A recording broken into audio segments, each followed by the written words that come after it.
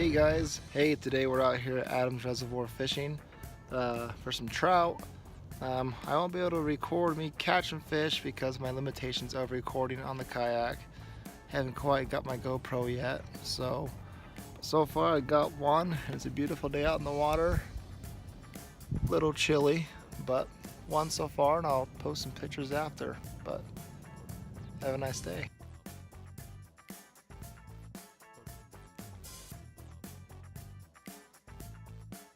Hey guys, I hope you enjoyed the video and the pictures of the fish that I caught. Sadly, it's only 2 fish, but hey, a bad day of fishing is always better than a good day of work. So be safe out there and happy holidays.